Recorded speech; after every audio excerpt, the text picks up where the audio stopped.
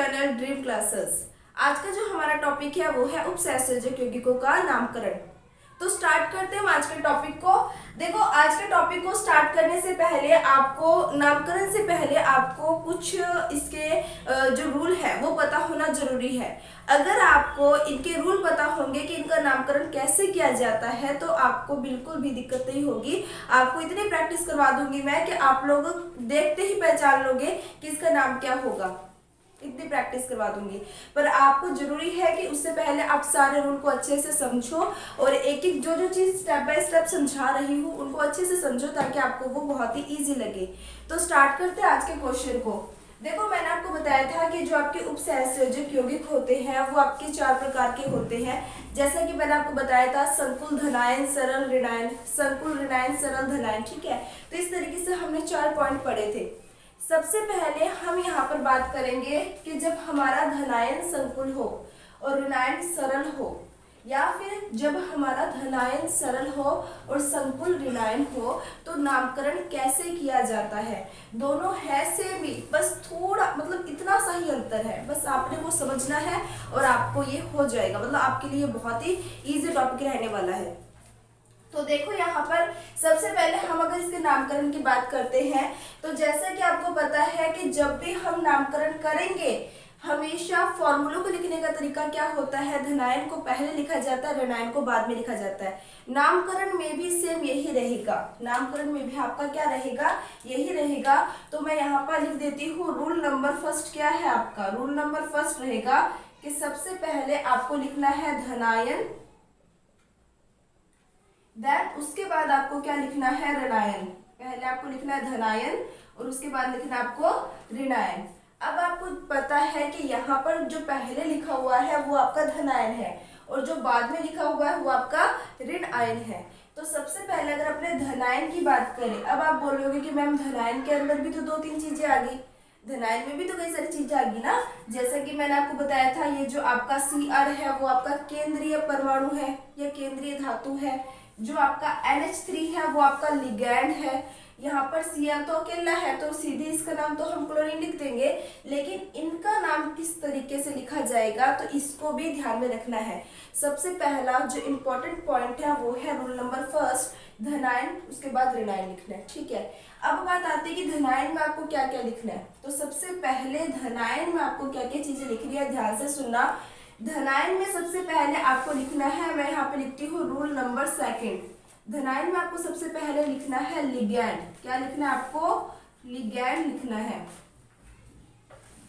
समझ आ रही है बात, मतलब आपको NH3 का नाम देना है सबसे पहले।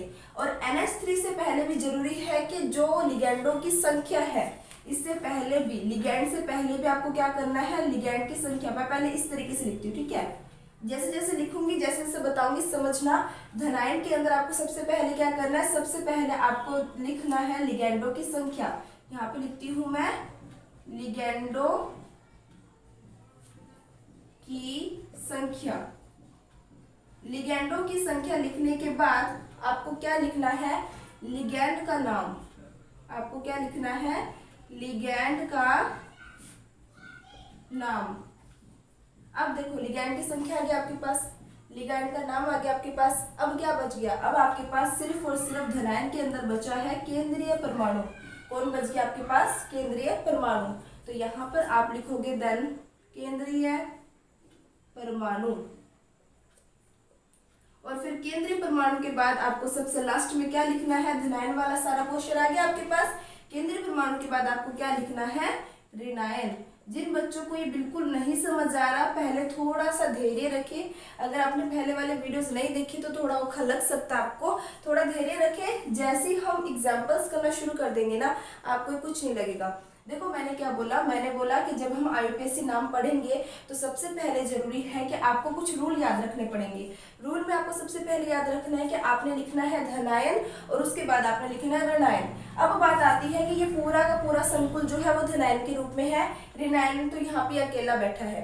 अब ये जब पूरा संकुल धनायन के रूप में है तो यहाँ पे आपको इसकी संख्या भी दिखाई दे रही है, आपको लिगैंड भी दिखाई दे रहा है, आपको केंद्रीय परमाणु भी दिखाई दे रहा है। बात आती है कि पहले किसको लिखना है और बाद में किसको लिखना है। तो जैसा कि मैंने आपको बताया, सबसे पहले हमें लिगैंडों की संख्या लिखनी होती है, उसके बाद लिगैंड का नाम लिखना होता है, उसके बाद हमें केंद्रीय परमाणु का नाम लिखना होता है और सबसे लास्ट में हमें रेनाइन लिखना होता है। ठीक है, तो स्टार्ट करते हैं इसको अपने। अब एक चीज और, यहाँ पे जो हम केंद्रीय परमाणु लिखते हैं ना, एक चीज और ध्यान में रखना आपको, यहाँ पे जो हम केंद्रीय परमाणु लिखते हैं, केंद्रीय परमाणु लिखने के साथ साथ उसका ऑक्सीडेशन नंबर यानी उसका जो ऑक्सीकरण अंक होता है वो भी लिखना जरूरी होता है। ये केंद्रीय परमाणु का है। उसके बाद आपने रिनाइन लिखना है। उसके बाद आपने क्या लिखना है? रिनाइन लिखना है। और रिनाइन लिखने के बाद रिनाइनों की कितनी संख्या है वो लिखने की जरूरत नहीं है, यानी संख्या नहीं बतानी, संख्या आपको नहीं बतानी। क्लियर बात? तो बस ये थोड़ा सा ही है।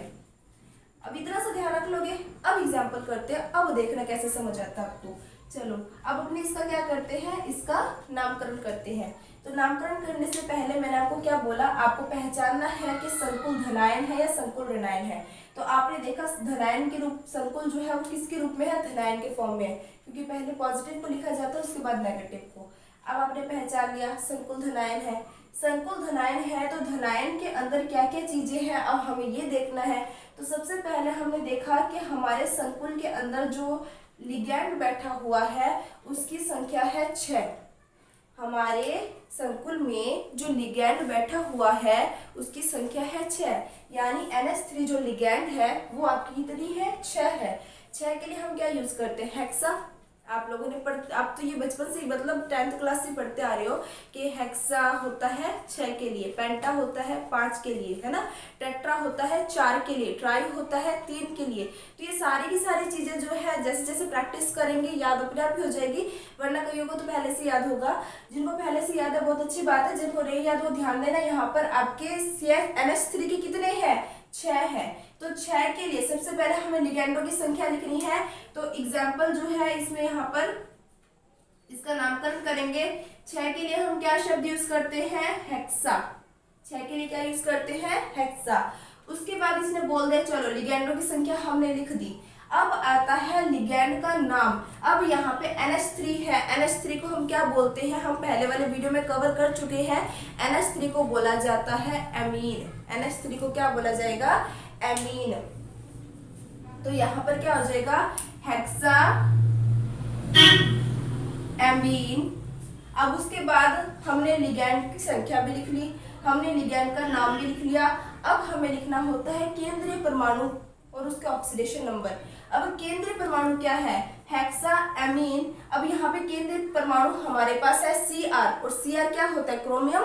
सभी को पता है क्रोमियम। ठीक है, तो यहाँ पर जो हमारे पास केंद्रीय परमाणु है वो क्रोमियम है। बात आती है कि क्रोमियम का हमें साथ में ऑक्सीडेशन नंबर जो है वो भी लिखना है। ऑक्सीडेशन नंबर लिखेंगे, यहाँ पे ऑक्सीडेशन नंबर आएगा। अगर अपने ऑक्सीडेशन नंबर लिखेंगे तो इसका ऑक्सीडेशन नंबर कैसे निकालते हैं? तो ऑक्सीडेशन नंबर निकालना भी यहाँ पे देख लो, मैं यहाँ पे लिख देती हूँ CrNH3 की 6 और यहाँ पर क्या आपका Cl3। ठीक है, अब देखो यहाँ पर जिसका ऑक्सीडेशन नंबर निकालना है उसको हमने मान लेना है X। NH3 जो होता है ना, जिसे हम एमीन बोल रहे हैं, ये उदासीन होता है। हमने पढ़ा था एक दंतुक लिगैंड में, ये आपका क्या होता है? उदासीन होता है। उदासीन है तो इस पे आ जाएगा 0। अब बात आती है क्लोरीन। क्लोरीन जो होता है ये भी आपका एक दंतुक लिगैंड है और इसके ऊपर आता है -1 चार्ज। कितना चार्ज आता है? -1। अगर एक क्लोरीन पर -1 होगा, समझना, अगर एक क्लोरीन पर -1 होगा तो 3 क्लोरीन पर कितने होंगे? -3। समझ आ रही है बात? एक क्लोरीन पर अगर एक क्लोरीन की बात करें, इस पे -1 है, तो 3 क्लोरीन जो होंगे उस पे अपने आप कितने होंगे? -3 होंगे। तो यहाँ पर मैं लिख दूं -3 बराबर में 0। तो x बराबर क्या हो जाएगा? इसको मैं ऐसे लिख दूंगी x - 3 बराबर 0। तो x बराबर क्या हो जाएगा मेरा? 3। यानी जो यहाँ पे क्रोमियम जो है इसका ऑक्सीडेशन नंबर कितना हो जाएगा? 3। इसको मैं इस तरीके से लिखूंगी। क्लियर बात? इसको मैंने इस तरीके से लिख दिया है। और सबसे लास्ट में हमें लिखना होता है रिनाइन, और रिनाइन यहाँ पर क्या है? क्लोरीन है। रिनाइन क्या है? यहाँ पर हमारे पास क्लोरीन है। और क्लोरीन को हमें संख्या के रूप में लिखने की जरूरत नहीं है। क्लियर बात। क्लोरीन कितने हैं? 3 है, लेकिन उसको ट्राइक्लोरीन लिखने की कोई जरूरत नहीं है। मैं आगे समझाऊंगी ऐसा क्यों होता है। देखो, ये तो हो गया आपका कि जब हमारे पास क्या हो, संकुल धनायन हो, सरल ऋणायन हो। दूसरे एग्जाम्पल जो हम करेंगे उसमें हमारे पास होगा सरल धनायन और संकुल ऋणायन।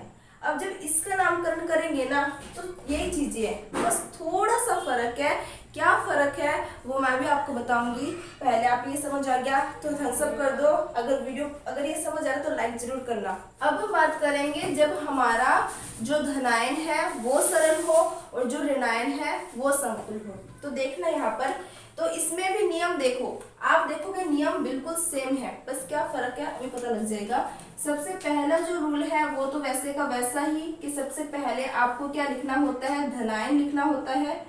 उसके बाद आपको क्या लिखना होता है, ऋणायन लिखना होता है। ठीक है, इसमें तो पजलेशन नहीं होनी चाहिए। दूसरी बात देखो, अब यहाँ इस कंडीशन में धनायन आपका सरल है तो इसका नाम तो आप सीधे पोटेशियम लिख दोगे बिना झिझक के। बात आती है कि यहाँ पर हमारा संकुल ऋणायन के रूप में है। अब संकुल ऋणायन के रूप में है तो क्या करोगे, अभी बताया मैंने, जब संकुल ऋणायन के रूप में होता है या फिर संकुल धनायन के रूप में हो, संकुल है तो उसके अंदर वाली चीजों को कैसे लिखा जाएगा, सबसे पहले लिगैंड संख्या, उसके बाद लिगैंड, उसके बाद केंद्रीय परमाणु और उसके बाद उसका ऑक्सीडेशन नंबर। चलो फिर इसका जो रूल फर्स्ट है ये तो आपको समझ आ गया होगा। अब बात आती है रूल सेकंड की। तो रूल सेकंड में आपने क्या करना है, सबसे पहले लिगैंड संख्या, उसके बाद लिगैंड, उसके बाद केंद्रीय परमाणु विद उसका क्या लिखना है, ऑक्सीडेशन नंबर लिखना है। ठीक है, तो ये हो गया पूरा। तो सबसे पहले इस कंडीशन में हमने सबसे पहले तो क्या रखना है, आपका धनायन को रखना है। मैं यहाँ पे सीधे ऐसे लिख देती हूँ। ठीक है, सबसे पहले धनायन, फिर लिगैंड संख्या, फिर लिगैंड, फिर केंद्रीय परमाणु, फिर उसका ऑक्सीडेशन नंबर। चलो फिर इसका नाम लिखते हैं। अब इसका नाम लिखेंगे तो किस तरीके से लिखोगे आप, यहाँ पर धनायन जो है वो सरल है, यहाँ पे सीधे हम इसको क्या लिखेंगे, पोटेशियम लिख देंगे। क्या लिख देंगे, इसे हम सीधे पोटेशियम लिख देंगे। अब बात आती है क्या पोटेशियम यहाँ पर अगर 2 है तो क्या हमें 2 लिखना पड़ेगा, नहीं लिखना पड़ेगा। क्यों नहीं लिखना पड़ेगा, क्योंकि इसकी जरूरत ही नहीं है, क्योंकि इसकी जरूरत ही नहीं है।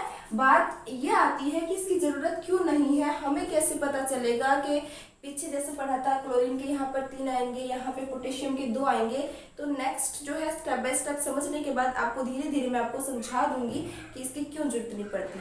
आगे देखो, हमने धनायन के रूप में जो था सरल उसे लिख दिया। अब बात आती है हमारे पास संकुल ऋणायन है, तो ऋणायन के अंदर सबसे पहले हमें लिखनी है लिगैंड संख्या। लिगैंड संख्या यहाँ पर कितनी है, 4 है, और 4 के लिए हम क्या यूज करते हैं, टेट्रा। क्या यूज करते हैं, टेट्रा यूज करते हैं। यहाँ पर आ जाएगा टेट्रा। यहाँ पर हमारे पास ऋणायन क्या है, आयोडीन है। आयोडीन को यहाँ पर हम क्या बोलेंगे, आयोडो। क्या बोलेंगे इसे अपने, आयोडो।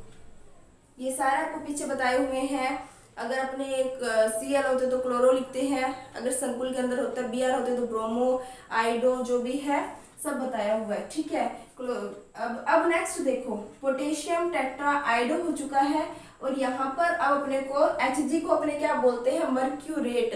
अब बात आती है कि हमने इसे मर्क्यूरेट क्यों कहा। जैसे हमने यहाँ पर क्रोमियम था तो क्रोमियम को हमने सीधे क्रोमियम लिखा था, क्रोमिएट तो नहीं लिखा था, लेकिन यहाँ पर हमने इसको मर्क्यूरी ना कहकर मर्क्यूरेट क्यों कहा। रीजन ये है क्योंकि यहाँ पर हमारे पास ऋणायन संकुल के रूप में है। अगर धनायन संकुल के रूप में होता है तो केंद्रीय परमाणु का नाम वही का वही रख दिया जाता है, लेकिन अगर हमारे पास संकुल ऋणायन के रूप में होता है तो केंद्रीय परमाणु के नाम के साथ 8 शब्द जरूर जुड़ेगा। क्लियर बात। तो यहाँ पर जो हमारा केंद्रीय परमाणु है इसके साथ क्या शब्द जुड़ेगा, 8 शब्द जरूर जुड़ेगा, और उसके बाद ऑक्सीडेशन नंबर। ठीक है, तो आयोडो यहाँ पे क्या आ जाएगा, मैं यहीं पे लिख देती हूँ मर्क्यूरेट आएगा। मर्क्यूरेट आ गया।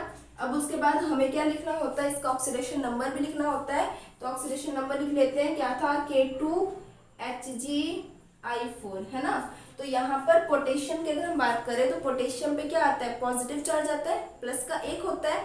तो यहाँ पर एक पोटेशियम का अगर प्लस का 1 होगा तो दो पोटेशियम के लिए क्या हो जाएगा, +2। उसके बाद हमें केंद्रीय परमाणु का ऑक्सीडेशन नंबर निकालना है, तो हम क्या लिखते हैं, इसको x लिखते हैं। I पर क्या होता है, -1 होता है। तो 4I पर कितना हो जाएगा, -4 हो जाएगा। सीधी सी बात है, -4 बराबर आपका हो जाएगा 0। तो यहाँ पर अगर इसको मैं सॉल्व करती हूँ, +2 में से -4 गया तो क्या हो जाएगा आपका, -2 बराबर 0। तो x का मान कितना आ जाएगा आपके पास, 2। यानी मर्क्यूरेट जो है यहाँ पर आ जाएगा सेकेंड।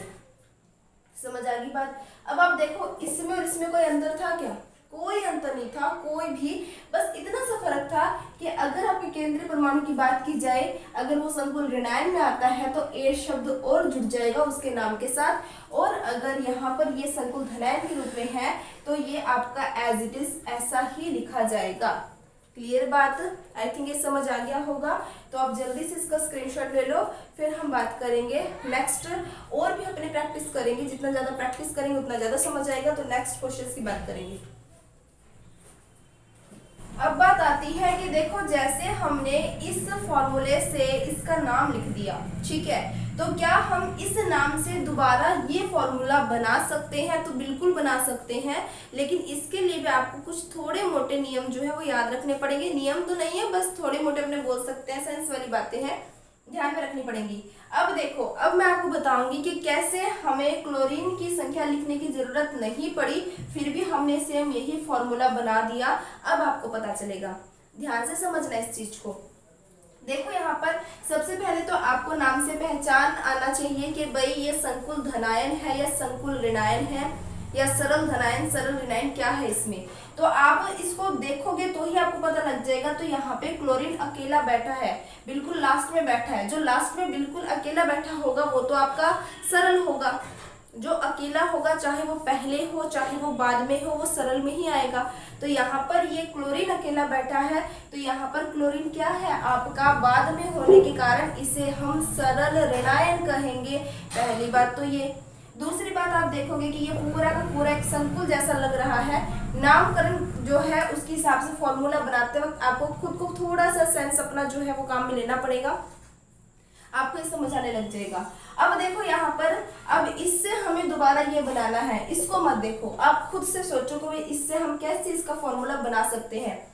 इसमें बोला है हेक्सा एमीन। हेक्सा एमीन का मतलब क्या होता है, हेक्सा मतलब 6 होता है, एमीन मतलब NH3 होता है। तो मैं इसको लिख देती हूँ NH3 की 6, हेक्सा एमीन बन गया। उसके बाद आ गया आपके पास क्रोमियम। क्रोमियम जो है वो केंद्रीय परमाणु है, तो मैंने क्रोमियम भी लिख दिया। अब एक चीज और माइंड में क्लियर हो जाती है कि क्रोमियम है, क्रोमिएट नहीं है। 8 होता तो उस टाइम वो हमारा संकुल ऋणायन होता। आई थिंक मेरी बात समझ आ रही होगी धीरे धीरे। यहाँ पर ये क्रोमियम है, क्रोमिएट नहीं है। क्रोमिएट होता ना तो वो आपका संकुल जो है वो ऋणायन होता है, यहाँ पे सीधे क्रोमियम है। तो इसका मतलब है कि ये संकुल जो है आपका क्या है, धनायन है। अब सरल आपके पास क्या है, ऋणायन क्लोरीन के रूप में है। अब आप बोलोगे कि मैम हमें अभी तक नहीं पता चला कि क्लोरीन की संख्या यहाँ कितनी होगी। तो अब आपको क्या करना है, आपने निकालना है इसका पूरे का इसका मान निकालना होता है कि जितने यहाँ पर आपके x का मान, यहाँ पे आपको x लगा देना है और इस x की वैल्यू फाइंड आउट करनी है। x की वैल्यू कैसे फाइंड आउट करोगे आप लोग, ध्यान देना भाई। यहाँ पे क्रोमियम जो है इसकी ऑक्सीकरण अवस्था कितनी है, आपने फॉर्मूले में देखना है, आपको पता लग जाएगा 3, ठीक है। अब प्लस में आपके पास NH3 की 6 है, NH3 यानी अमीन जो है वो उदासीन है, तो इसका मान हो जाएगा 0। बराबर में आपके पास क्या है, x, बराबर में आपके पास क्या है, x है। अब x की वैल्यू आपके पास कितनी आ चुकी है, 3 आ चुकी है। 3 आ चुकी है, तो इसका मतलब क्या हुआ, इसका मतलब हुआ कि यहाँ पर जो आपका संकुल धनायन है उसका मान है +3, उसका मान क्या है, +3। अब एक चीज आपकी क्लियर है कि भाई कभी भी हम ऋणायन और धनायन को साथ में लिखते हैं ना, तो जितना आपका पॉजिटिव है उतना ही आपका नेगेटिव का होना चाहिए, तभी वो आपस में जुड़कर उदासीन होते हैं। ये तो आपको पता ही है। जैसे मान लो हम लिखते हैं NaCl, ठीक है, हमने Na लिखा है तो Na अगर +1 है तो ये आपका -1 होता है, तभी ये दोनों उदासीन होते हैं। समझ आ रही है मेरी बात? ऐसे अगर अपने इसकी बात करें कि इसके पूरे के ऊपर +3 चार्ज है, तो क्लोरीन जो है आपका नेगेटिव वाला है वो आपका -3 वाला होना चाहिए। समझ आ रही हो रही हो मेरी बात? मतलब ध्यान से समझना, अगर ये संकुल जो है वो आपका +3 है तो ये +3 -3 से ही तो बैलेंस होगा ना। प्लस का जितना है माइनस का उतना होगा, तभी तो वो एक दूसरे को बैलेंस करेंगे ना। अगर कम ज्यादा होगी तो बैलेंस कैसे होंगे वो? तो यहाँ पर ये +3 है तो क्लोरीन पे -3 होना चाहिए। और -3 कैसे लिखोगे? ऐसे लिखोगे? ऐसा कभी नहीं होता, क्योंकि एक क्लोरीन पे कौन सा चार्ज आता है? -1 आता है। तो कितने क्लोरीन हमें चाहिए -3 के लिए? 3 क्लोरीन चाहिए। कितने क्लोरीन चाहिए? 3 क्लोरीन। अब आप ध्यान से देखो, आपको ये चीज जो है वापस मिल गई। समझ आ रही है मेरी बात? तो इस चीज को थोड़ा सा ध्यान में रखना है आपको।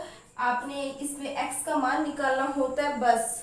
जब हमें क्या दे दिया जाता है, देखो जब हमें फॉर्मूला दे दिया जाता है तो हमें कुछ नियम याद रखने पड़ते हैं, उससे हम नाम लिख देते हैं। लेकिन अगर क्वेश्चन में अगर आपको नाम दे देना तो एक तो थोड़ा आपको सेंस अपना काम में लेना होता है कि संकुल धनायन है या ऋणायन है, सरल धनायन है या ऋणायन है, ये पहचानना। दूसरी बात आपका काम क्या होता है कि हमें x की वैल्यू निकालनी होती है। x की जितनी वैल्यू आपके प्लस में आएगी उतनी माइनस में अपने आप निकल जाएगी। समझ आ गई बात? तो देखो इससे हमने सेम ये बना लिया। अगर इससे ये बना है और इससे ये सेम बन रहा है, इट मीन्स हमने जो नाम लिखा है वो बिल्कुल करेक्ट है, इसमें कोई त्रुटि नहीं है। चलो अब हम बात करते हैं नेक्स्ट वाले की। अगर हम इसकी बात करेंगे तो यहाँ पर देखो सबसे पहले आपको पहचानना होता है कि संकुल कौन सा है, सरल कौन सा है, ठीक है। अब बात आती है, आप इसको भूल जाओ, आप नाम देखो। नाम देखोगे तो सबसे पहले आपको दिखाई दे रहा है पोटेशियम। अब जैसे आपको पोटेशियम नाम दिखाई दे रहा है तो एक बात तो माइंड में क्लियर होगी कि पहले पोटेशियम आ गया।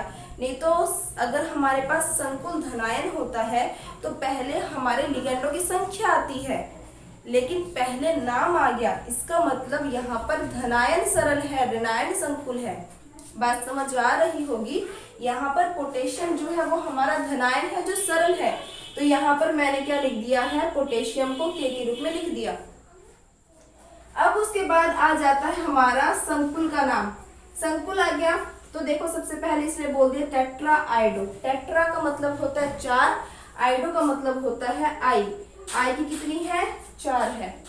दूसरी बात इसने बोला है मर्क्यूरेट। एक और पहचान मिल गया है मर्क्यूरेट, 8 शब्द जुड़ रहा है तो संकुल क्या है? अब तो कंफर्म है संकुल हमारे पास क्या है, यहाँ पर ऋणायन है।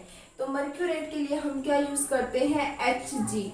ये हमने इसको ब्रैकेट में बंद कर लिया। अब हमें कैसे पता चलेगा कि पोटेशियम जो है उसकी संख्या कितनी होगी?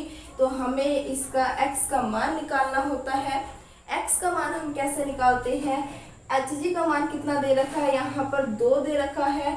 जो आपका आयोडीन है, एक आयोडीन पर -1 होगा तो 4 आयोडीन पर कितने हो जाएंगे? -4 हो जाएंगे, बराबर में x है। अगर 4 में से 2 गया तो -2 हो जाएगा, बराबर क्या हो जाएगा? x। यानी यहाँ पर जो x की वैल्यू है वो कितनी होगी? -2 होगी। अब यहाँ पर अगर -2 होगी तो ये माइनस का 2 है तो यहाँ पर कितने होने चाहिए? प्लस के 2 होने चाहिए। प्लस के 2 ये कब होंगे? प्लस के 2 ये तब होंगे जब आप यहाँ पर, आपको पता है एक पोटेशियम पर +1 चार्ज होता है, तो यहाँ पर हमें कितने पोटेशियम लेने पड़ेंगे? सीधी सी बात है 2 पोटेशियम। समझ आई बात? अब इस फॉर्मूले को इस फॉर्मूले को देखो, किसी तरीके का कोई चेंज नहीं है, यानी ये बिल्कुल सही है, इसमें कोई त्रुटि नहीं है। आप ना जल्दी से, ये तो आपको समझ आ गया, इसका तो आप क्या चलो एक बार स्क्रीनशॉट ले लो, फिर हम नेक्स्ट बात, अब हम बात करेंगे नेक्स्ट एग्जांपल्स के बारे में। तो देखो सेम वही नियम है, नियम मैं जल्दी से लिख देती हूँ, यहाँ पे लिख देती हूँ मैं नियम, ठीक है। तो नियम में हमने सबसे पहले, अगर हमारे पास संकुल हमारे पास धनायन हो, सरल हमारे पास ऋणायन हो, तो नियम क्या होता है आपको पता है। सबसे पहले लिगैंड संख्या, उसके बाद आपको लिखना होता है लिगैंड, उसके बाद आपको लिखना होता है केंद्रीय परमाणु, प्लस उसका ऑक्सीडेशन नंबर प्लस आप लिखते हो लास्ट में ऋण आयन। ठीक है। और अगर हम इसके नियम की बात करते हैं तो यहाँ पे जो हमारा नियम रहता है वो क्या होता है कि अगर हमारे पास सरल धनायन हो, संकुल ऋणायन हो, तो सबसे पहले हम लिखते हैं धनायन प्लस लिगैंड संख्या प्लस लिगैंड प्लस केंद्रीय परमाणु, और केंद्रीय परमाणु के साथ हम क्या शब्द जोड़ते हैं, 8। क्या शब्द जोड़ते हैं, 8, और ऑक्सीडेशन नंबर तो होगा ही। ठीक है। तो जल्दी से अब हम इनका नाम लिख लेते हैं। ध्यान देना यहाँ पर देखो, अगर हम इसका नाम लिखें तो सबसे पहले आपको पता है हमें लिगैंड संख्या लिखना है। तो लिगैंड संख्या यहाँ पर 6 है, तो हम क्या लिखेंगे, सबसे पहले वाले के लिए इसको मैं लिख देती हूँ, फर्स्ट नंबर है ये आपका सेकंड नंबर। फर्स्ट नंबर वाले का नाम लिख रही हूँ मैं यहाँ पर। 6 के लिए क्या आ जाएगा, हेक्सा। उसके बाद H2O, H2O के लिए हम क्या यूज करते हैं, एक्वा। ये सब आपको बताया हुआ है और मैंने इसीलिए आपको बता रखा है ताकि नाम लिखना बहुत इजी रहे। Hexa, aqua. उसके बाद नेक्स्ट आपके पास एक्वा के बाद यहाँ पर हमें लिखना होता है केंद्रीय परमाणु। केंद्रीय परमाणु हमारे पास क्या है, टाइटेनियम। उसके बाद आपको क्या करना होता है कि यहाँ पर जो हमारा Ti है उसका ऑक्सीडेशन नंबर निकालना है। ऑक्सीडेशन नंबर कैसे निकालोगे, मैं यहाँ पे आपको यहाँ से बता देती हूँ। यहाँ पे आपको Ti का मान रखना होता है x। H2O जो होता है ये आपका उदासीन होता है, तो इसलिए इसका हो जाएगा 0। क्लोरीन जो है, एक क्लोरीन पर -1 है, तो 3 क्लोरीन पर कितना आ जाएगा, -3 चार्ज बराबर में 0। तो x बराबर आपके पास कितना आ जाएगा, +3। अब हमें किस तरीके से लिखना होता है इसको, रोमन संख्या के रूप में। और लास्ट में क्लोरीन को आप डायरेक्ट क्या लिखते हो, क्लोरीन ही लिखते हो। क्लियर बात। उसके बाद सेकंड एग्जांपल देखते हैं। सेकंड एग्जांपल में हमें क्या करना है, सबसे पहले हमें लिगैंड की संख्या देखनी है। लिगैंड की संख्या है 4, तो 4 के लिए हम शब्द यूज करते हैं टेट्रा। टेट्रा के बाद NH3 के लिए हम शब्द यूज करते हैं एमीन। लिगैंड संख्या भी लिख दी, लिगैंड नाम भी लिख दिया। नेक्स्ट हमें केंद्रीय परमाणु लिखना है और केंद्रीय परमाणु के रूप में हमारे पास क्या है, कॉपर है। कॉपर का ऑक्सीडेशन नंबर निकालना है। कैसे निकालेंगे आपको सभी को पता है। यहाँ पर इसका मान हमें x रखना है। इसके ऑक्सीडेशन नंबर होती है 0 और SO4 जो है इस पे होता है -2 चार्ज। SO4 पे क्या होता है, -2 चार्ज। बराबर क्या हो गया 0, तो x बराबर आपके पास क्या आ गया 2, यानी कॉपर। और इसके बाद ब्रैकेट में रोमन संख्या के रूप में आप लिखोगे सेकंड। लास्ट में आपके पास क्या है, सल्फेट। तो यहाँ पे मैं लिख देती हूँ सल्फेट। क्लियर बात। तो ये तो हमने कर दिया इन दोनों का नामकरण। अब बात आती है कि हम इनका कैसे करेंगे। तो इनका भी देख लो। मान लो ये हमारे पास फर्स्ट नंबर पे है और ये हमारे पास सेकंड नंबर पे है। तो सबसे पहले जो हमारे पास फर्स्ट नंबर पे है इसको सॉल्व करेंगे। हमारे पास यहाँ सरल धनायन है। सरल धनायन है और धनायन के रूप में हमने यहाँ पे क्या लिया हुआ है, सोडियम। सोडियम को ऐसे का ऐसा ही लिख दोगे आप। उसके बाद संकुल स्टार्ट हो गया। संकुल में सबसे पहले हमें लिगैंडों की संख्या लिखनी होती है। लिगैंड संख्या यहाँ पर 2 है, तो 2 के लिए हमारे पास आ जाएगा डाई। CN को हम क्या बोलते हैं, साइनो। क्या बोलते हैं, CN को हम साइनो बोलते हैं, तो इसको मैंने लिख दिया साइनो, डाई साइनो। अब आता है AG। AG जो होता है जिसे अपने अर्जेंटेट बोलेंगे। यहाँ पे क्या बोलेंगे, इसे अपने अर्जेंटेट। 8 शब्द क्यों आ रहा है, क्योंकि केंद्रीय परमाणु जो है वो आपका यहाँ पे संकुल ऋणायन के रूप में जुड़ा हुआ है। तो यहाँ पर आ जाएगा आपका अर्जेंटेट। अर्जेंटेट आ गया आपके पास। अब बात आती है कि अर्जेंटेट जो हमने लिखा है इसकी ऑक्सीडेशन वैल्यू कितनी होगी। तो देखो यहाँ पर सोडियम जो है आपको पता है सोडियम पे +1 आता है, +1 आएगा, तो मैं इसको यहाँ पे लिख देती हूँ +1। हमें Ag का मान निकालना है, प्लस में x, और आपको पता है CN साइनो पे होता है -1 चार्ज, तो 2 CN पर कितना हो जाएगा, -2 बराबर 0। तो x की जो वैल्यू होगी वो कितनी हो जाएगी, -1 बराबर 0, यानी x हो जाएगा आपका 1। क्लियर बात। तो यहाँ तक मेरे हिसाब से समझ आ रहा होगा। बिल्कुल इजी सा टॉपिक है। मैंने आपको कहा था कि जैसे हम प्रैक्टिस करने लगेंगे आपको ये इजी लगने लगेगा। लास्ट में, वीडियो के लास्ट में मैं आपको कई सारे क्वेश्चंस दे दूंगी, आप स्क्रीनशॉट ले लेना और घर पे प्रैक्टिस करना। देखो प्रैक्टिस करोगे ना तो आपको फायदा है ज़्यादा, क्योंकि आपके लिए ईजी हो जाएगा। जितना प्रैक्टिस कर सकते हो करो। अब अपने बात करते हैं सेकेंड नंबर की। सेकेंड नंबर पे हमारे पास क्या है, पोटेशियम है। पोटेशियम है तो पोटेशियम आपका धनायन सरल रूप में है, तो मैं इसको एज इट इज लिख दूंगी। पोटेशियम लिखने के बाद हमारे पास नेक्स्ट हमें लिखना होता है लिगेंड संख्या। यहाँ पर हमारे पास लिगेंड जो है वो फ्लोरीन है और इसकी संख्या है 4, तो 4 के लिए हम यूज करेंगे टेट्रा। यहाँ पर फ्लोरीन को हम क्या बोलेंगे, फ्लोरिडो। क्या बोलेंगे, फ्लोरिडो। यहाँ पर क्या आ जाएगा, टेट्रा फ्लोरिडो। ये सारी चीजें आपको बता रखी है। जब लिगैंड एक दंतुक होता है, द्विदंतुक होता है, मतलब बहुदंतुक लिगैंड क्या होते हैं और उनका नाम हमें ऐसा क्यों लेना है, सब आपको बताया हुआ है पहले वाले वीडियो में। फ्लोरिडो आ गया। अब यहाँ पर आपके पास क्या है, बोरोन है। और यहाँ पर बोरोन जो है वो संकुल ऋणायन के अंदर है, तो वहां पर बोरोन की जगह हम बोलेंगे बोरेट। क्या बोलेंगे, बोरेट। क्यों, क्योंकि यहाँ पर ये आपके केंद्रीय परमाणु संकुल ऋणायन होने के कारण एक शब्द और जुड़ जाएगा, यहाँ आ जाएगा आपका बोरेट। अब इसका ऑक्सीडेशन नंबर निकालते हैं। ऑक्सीडेशन नंबर निकालोगे तो देखो यहाँ पर पोटेशियम का कितना होता है, +1। हमें बोरोन का निकालना है और फ्लोरीन पे कितना चार्ज होता है आपका, -1। तो 4 फ्लोरीन पे कितना हो जाएगा, -4 बराबर 0। तो x बराबर आपका कितना हो जाएगा, +3। तो यहाँ पर इसको मैं ऐसे लिख दूंगी। आ गया होगा समझ, तो आप जल्दी से इसको स्क्रीनशॉट ले लो, देख लो एक बार, है इजी कॉन्सेप्ट। इसको देख लो पहले। यहाँ पर सबसे पहले लिगेंड संख्या हेक्सा, H2 को बोला जाता है एक्वा। एक्वा आ गया। टाइटेनियम भी आ गया। इसका ऑक्सीडेशन नंबर निकाला 3, तो इसको मैंने रोमन संख्या के रूप में ब्रैकेट में लिख दिया 3। और लास्ट में यह हमारे पास क्लोरीन आ गया। आपको मैंने एक बार सिखा दिया कि कैसे हम इस नाम से दोबारा फॉर्मूला बना सकते हैं। तो ये सारी की सारी प्रैक्टिस जो आप करोगे, नहीं आएगा तो पहले वाला जो मैंने आपको बताया था उसको एक बार दोबारा समझ लेना, आपको जरूर आ जाएगा, क्योंकि बहुत ईजी है। अब देखो नेक्स्ट क्या है। नेक्स्ट में क्या है, आपके पास 4 अमीन है, तो 4 के लिए टेट्रा अमीन को अपनों ने अमीन लिख देना है। कॉपर आ गया आपके पास। इसका ऑक्सीडेशन नंबर निकालेंगे तो आपका 2 आ गया। और लास्ट में SO4 को अपने बोलते हैं सल्फेट, ये वाला हो गया। नेक्स्ट अगर अपने बात करते हैं इसकी, तो इसमें सबसे पहले सोडियम जो है आपका धनायन है, सरल धनायन, तो सोडियम ऐसे कैसे लिखा गया, यहाँ पर साइनो 2 बार है तो डाइसाइनो आ गया। और Ag को हम बोलेंगे अर्जेंटेट। क्या बोलेंगे, अर्जेंटेट बोलेंगे। और यहाँ पर इसका ऑक्सीडेशन नंबर हमें 1 मिलता है, तो हमने ब्रैकेट में 1 लिख दिया।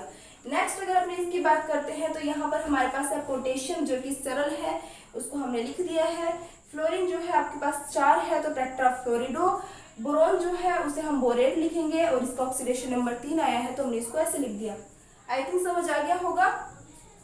अब बात आती है कि कई संकुल आप ऐसे भी पढ़ोगे जिसमें आपके लिगैंडों की संख्या 1 से ज्यादा हो सकती है, 2 हो सकती है, ठीक है। तो उस टाइम हमें नाम कैसे लिखना है। वैसे तो आपने IUPAC वाला तरीका पढ़ा ही होगा। जब 2 लिगैंड आ जाएंगे ना, तो अल्फाबेट के अकॉर्डिंग ABCD में जो पहले आता है उसके हिसाब से आपको लिखना है। लेकिन हम एग्जाम्पल के साथ समझ लेते हैं और इसका जल्दी से स्क्रीनशॉट ले लो। अब हम बात करेंगे जब लिगैंडों की संख्या 1 से ज्यादा हो जाएगी तो उस टाइम हम कैसे इसका नामकरण करेंगे। तो देखना यहाँ पर मेथड वही है, नियम वही है, सब वैसे का वैसा ही है। बस बात ये है कि यहाँ पे लिगैंड आपके पास 2 है, एक तो है एमीन और एक है आपके पास कार्बोनेट, ठीक है। तो कार्बोनेट है, कार्बोनेटो बोलेंगे यहाँ पर इसे, कार्बोनेटो है। तो कार्बोनेटो की अगर हम बात करें तो एक तो आ रहा है एमीन, यानी ए से शुरू हो रहा है, एक आ रहा है कार्बोनेटो यानी आपका के से मतलब सी से के से शुरू हो रहा है। तो अब आपके हिसाब से ए पहले आएगा या के पहले आएगा, ऑब्वियस सी बात है ए पहले आएगा। तो नाम में आप एमीन पहले लिखोगे, कार्बोनेटो बाद में लिखोगे, बाकी सारा वैसे का वैसा ही प्रोसेस है। तो देखना यहाँ पर इसका नाम कैसे होगा। नाम लिखते इसके अपना, सबसे पहले आपको लिखना होता है लिगैंड संख्या। तो लिगैंड संख्या में यहाँ पर यह आपका हो जाएगा पेंटा। और उसके बाद आपके पास क्या है, पेंटा एमीन है, एमीन को पहले लिख दिया। उसके बाद आपके पास आ गया लिगेंड दूसरा कार्बोनेटो। कार्बोनेटो लिखने के बाद आपने लिखना होता है केंद्रीय परमाणु। केंद्रीय परमाणु जो है वो यहाँ पे क्या है, आपके पास कोबाल्ट है, CO कोबाल्ट होता है, आप सभी को पता है। तो यहाँ पर क्या हो जाएगा, ये कोबाल्ट हो जाएगा। हमें निकालना है इसका ऑक्सीडेशन नंबर। तो ऑक्सीडेशन नंबर निकालेंगे, कैसे निकालेंगे, देखो भाई X से यहाँ पर आपका जो कार्बोनेटो होता है उस पर होता है -2 चार्ज। कार्बोनेटो पे कौन सा चार्ज होता है, -2 चार्ज। ये जो CO3 होता है इसके ऊपर होता है -2 चार्ज। तो इसमें -2 है तो इसलिए हमने इस पे इसका ऑक्सीडेशन नंबर लिख दिया -2। इसका हो जाएगा 0। अब तक तो आपको ये आ ही गया होगा। अब इस पे आ जाएगा आपका -1, ठीक है, बराबर आपका 0 हो जाएगा। अब ये -1 है, ये -1 और -2 क्या हो जाएगा, -3। x - 3 बराबर 0। तो x = क्या हो जाएगा आपका 3। तो यहाँ पर आप क्या लिख दोगे ब्रैकेट में 3 और यहाँ पर इसको आप क्या लिख दोगे, क्लोरीन। बहुत इजी था, बिल्कुल इजी था। अब इससे दोबारा ये नाम बना सकते हो भाई, बिल्कुल बना सकते हो, क्या है इसमें, कुछ भी नहीं है। अपने बनाते हैं इसका दोबारा, अपने इसको फॉर्मूला बनाते हैं। फॉर्मूला कैसे बनेगा, देखो यहाँ पर पेंटा एमीन बन गया पेंटा एमीन। उसके बाद कार्बोनेटो है, कार्बोनेटो का फॉर्मूला CO3। उसके बाद आपके पास क्या है, कोबाल्ट है, कोबाल्ट का फॉर्मूला CO। तो ये तो देख के पता चल रहा है आपको कि ये संकुल के अंदर है, तो इस संकुल के अंदर आपने लिख दिया। अब आ जाता है आपके पास क्लोरीन। अब बात आती है कि क्लोरीन की संख्या कितनी होनी चाहिए, कैसे निकालोगे। कोबाल्ट जो है इसका ऑक्सीडेशन नंबर आपके पास आ चुकी है 3, इसका हो जाएगा 0, इसका हो जाएगा -2 बराबर, यहाँ पे अपने को x की वैल्यू फाइंड आउट करनी होती है। बराबर में आपको क्या करना है, x रख देना है। तो इसका मान कितना हो जाएगा आपका, ये x बराबर क्या हो जाएगा, अगर आप 3 में से 2 माइनस करोगे तो आपके पास 1 बचेगा। तो यानी क्लोरीन आपके पास 1 ही होगा। ये देखो, समझ आ गई बात, क्योंकि इसके ऊपर अगर +1 चार्ज होगा तो ये साथ वाला -1 का ही होना चाहिए, तभी ये बैलेंस होंगे। तो यहाँ पर आपका क्लोरीन अकेला ही होता है, इसके साथ और कोई क्लोरीन हम नहीं जोड़ेंगे। समझ आ गई बात। चलो अब दूसरा एग्जाम्पल करते हैं, इसका नाम लिखते हैं। तो सबसे पहले हमने देख लिया कि हमारे पास सरल क्या है, यहाँ पर धनायन है। सरल धनायन क्या है, हमारे पास पोटेशियम है। तो पोटेशियम को मैंने एज इट इज ऐसे ही लिख दिया। लिखने के बाद आपने देखा कि संकुल के रूप में आपके पास सारी चीजें हैं। अब बात आती है, यहाँ पर आपके पास साइनो है और यहाँ पर आपके पास नाइट्रो है। साइनो यानी C, नाइट्रो यानी N। C पहले आएगा या N, ऑब्वियस सी बात है C पहले आएगा। तो यहाँ पर आप लिखोगे पोटेशियम, सबसे पहले लिखोगे 5 साइनो है तो पेंटा साइनो। उसके बाद आप देख रहे हो इसमें नाइट्रो कितने हैं, आपके पास 1 ही है, तो इसके आगे कोई संख्या लिखने की जरूरत नहीं है, आप इसको सीधे लिख दोगे नाइट्रो। नेक्स्ट अगर अपने बात करते हैं कि ये जो आपका CO है, इसे हम क्या बोलेंगे, यहाँ पर संकुल ऋणायन है। तो ऋणायन के रूप में अगर संकुल हो तो उसे केंद्रीय परमाणु के साथ 8 शब्द जुड़ जाता है। मैं बार बार रिपीट कर रही हूँ ताकि आपको ये चीज याद हो जाए। तो यहाँ पर इस अपने क्या बोलेंगे, कोबाल्टेट। क्या बोलेंगे इस अपने, कोबाल्टेट बोलेंगे। समझ आ गई बात। अब बात आती है कि इसका ऑक्सीडेशन नंबर हमें निकालना है। ऑक्सीडेशन नंबर निकालोगे, 1 पोटेशियम पर +1 होगा, 3 पे क्या हो जाएगा, +3 हो जाएगा। नेक्स्ट कोबाल्ट जो है इसकी वैल्यू हमें निकालनी है।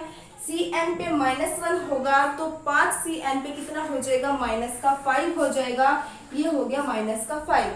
और जो नाइट्रो होता है ना, जो नाइट्रो होता है इस पे होता है -1। इसका ऑक्सीडेशन नंबर कितना होता है, -1 बराबर क्या हो गया आपका 0।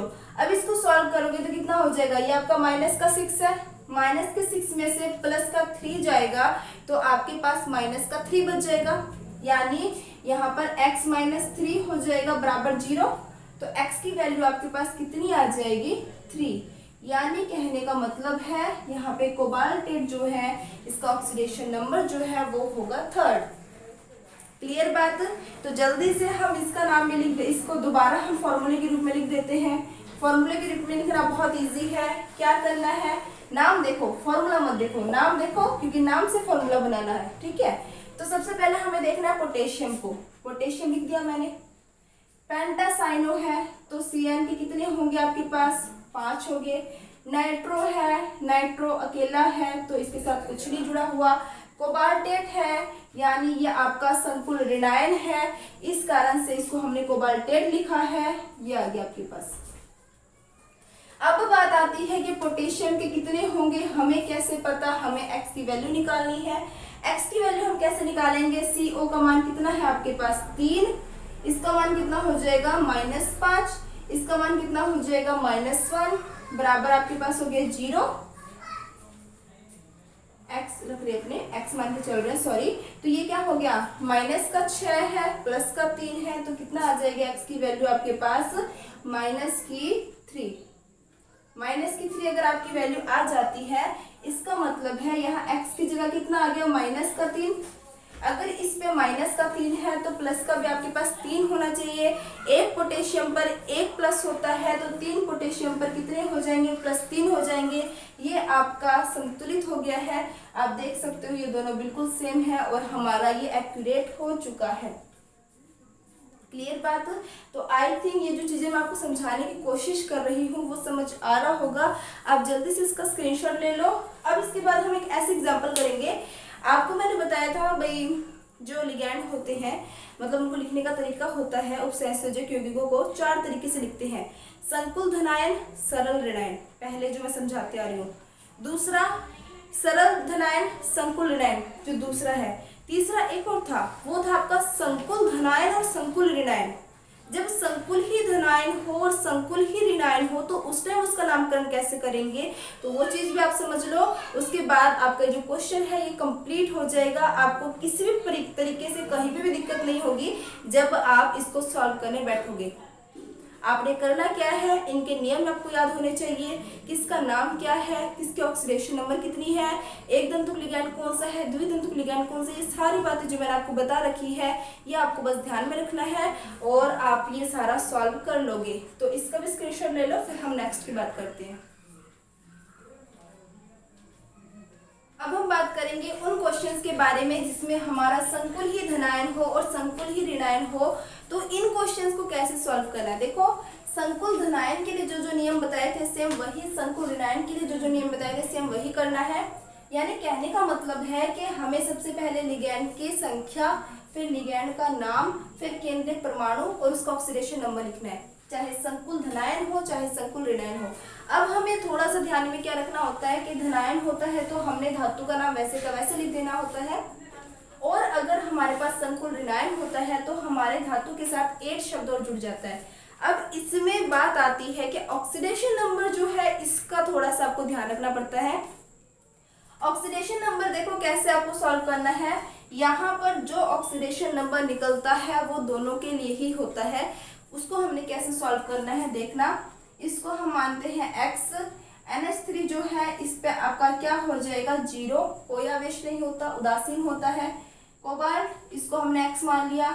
Cn पे क्या होता है, एक Cn पे -1 होता है तो 6 पे कितना हो जाएगा -6 बराबर 0। यानी इसको मैं सॉल्व करूंगी तो क्या आ जाएगा 2x - 6 बराबर 0। यानी अपने बोल सकते हैं इसको 2x बराबर 6, तो x बराबर आपका कितना आ जाएगा 3।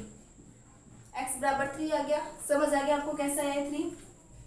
अब बात आती है कि इसका नाम कैसे लिखेंगे। इसका नाम देखना यहाँ पर, इस चीज को मैं थोड़ा सा ना यहाँ लिख देती हूँ, इसको मैं ऐसे लिख देती हूँ 2x = 6, x = 6/2 3।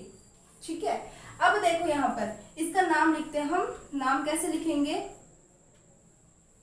सबसे पहले हमें लिगैंड जो है उनकी संख्या यानी हेक्सा, उसके बाद लिगैंड एमीन, उसके बाद हमें केंद्रीय परमाणु का नाम लिखना है। अब ये संकुल धनायन है तो इसको हम सीधे लिखते हैं क्रोमियम। क्या लिखते हैं इसे हम, क्रोमियम।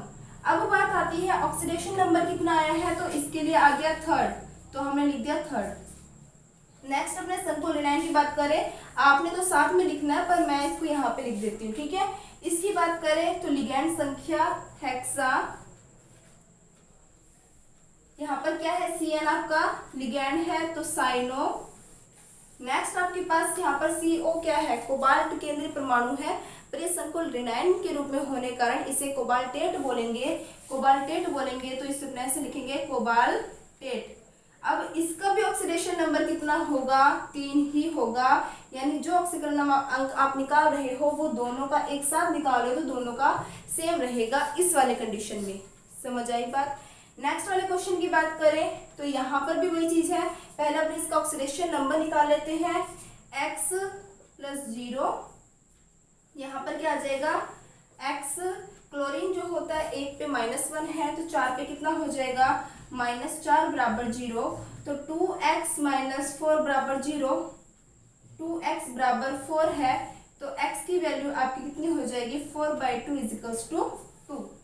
मतलब यहाँ पे जो ऑक्सीकरण अंक होगा इनके लिए क्या होगा, 2 होगा। तो अब हम बात करते हैं इसके नेम के बारे में, तो इसका आईपीएसी नेम क्या हो जाएगा, एमीन कितने हैं यहाँ पर, 4 है, तो 4 के लिए हम क्या यूज करते हैं, टेट्रा, यहाँ पे आ गया एमीन, टेट्रा एमीन। CO को तो हम यहाँ पे क्या बोलेंगे, कोबाल्ट बोलेंगे, क्योंकि यहाँ पर ये जो कोबाल्ट है वो संकुल धनायन के रूप में है। और ये बात मैं बार बार दोहरा रही हूँ ताकि आपसे कोई भी गलती ना हो। क्लियर बात। अब यहाँ पर कोबाल्ट के साथ हम इसका ऑक्सीडेशन नंबर लिखना है, जो कि हमने यहाँ पे 2 निकाला है, आपने साथ में लिखना है, लेकिन मैं यहाँ पे लिख रही हूँ, ये चीज भी ध्यान में रखना। अब यहाँ पर लिगैंड संख्या 4 है, लिगैंड के रूप में आपके पास क्या है, क्लोरिडो। अगर ये सरल होता, क्लोरीन अगर बाहर होता तो हम उसे क्लोरीन बोलते हैं, लेकिन संकुल के अंदर होगा तो वहां पे हम इसे क्लोरिडो बोलेंगे। फ्लोरीन को हम फ्लोरिडो बोल रहे थे, Br को हम ब्रोमिडो बोल रहे थे। ये छोटी छोटी चीजें भी आपको ध्यान में रखनी है, क्योंकि इन पे ये भी आपके मार्क्स जो है डिपेंड करते हैं इस पे। तो जिंक को हम क्या बोलेंगे यहाँ पर, जिंकेट, क्योंकि ये आपका क्या है, संकुल ऋणायन के रूप में है, और ऑक्सीडेशन नंबर इसका भी क्या होगा, 2 हो जाएगा। क्लियर बात। आई थिंक ये दोनों एग्जाम्पल आपको अच्छे से समझ आ गए होंगे। और ये जो मैंने आपको दिया है, ये सारा का सारा जो टोटल लिखा हुआ है यहाँ पर, ये है आपका HW, और आप लोगों ने ये खुद ने प्रैक्टिस करना है और खुद को ही देखना कर करके कि आपको कितना समझ आ रहा है कितना नहीं आ रहा। ठीक है, अच्छे अच्छे क्वेश्चन दिए हैं मैंने आपको, ऑक्सीकरण अंक निकालना आ गया है, आपको आईपीएसी नाम मैंने आपको समझा दिया है। अगर लिगैंड 1 से ज्यादा होते हैं तो कैसे लिखते हैं, उन नामों से दोबारा हम कैसे फॉर्मूला तैयार करते हैं, सारा आपको प्रैक्टिस कर करके देखना है। और मुझे पूरा यकीन है आप अच्छे से कर सकते हो। फिर भी अगर कोई डाउट रह जाता है तो आप कमेंट कर सकते हो। अगर वीडियो आपको पसंद आती है तो आप लाइक शेयर करते रहना। और जिन बच्चों को मेरे ड्रीम क्लासेस के अंदर पैड कोर्स का नहीं पता तो वो सुन ले, जो न्यू बच्चे हैं वो इस चीज़ का ध्यान रखना कि जो ड्रीम क्लास है उसका लर्निंग ऐप जो है उसमें मेरे केमिस्ट्री का कंप्लीट कोर्स आपको मिल जाएगा, जहां ऑब्जेक्टिव क्वेश्चंस, टेस्ट सीरीज और कई सारी चीज़ें जो है वो आपको अवेलेबल है। तो आप वहां से मेरा पैड कोर्स जो है परचेज कर सकते हैं। और अगर आपको सारा समझ आ रहा है तो लाइक शेयर जरूर करना। इसी तरीके से पढ़ते रहिए, हंसते रहिए, मुस्कुराते रहिए। All the best, take care, bye bye.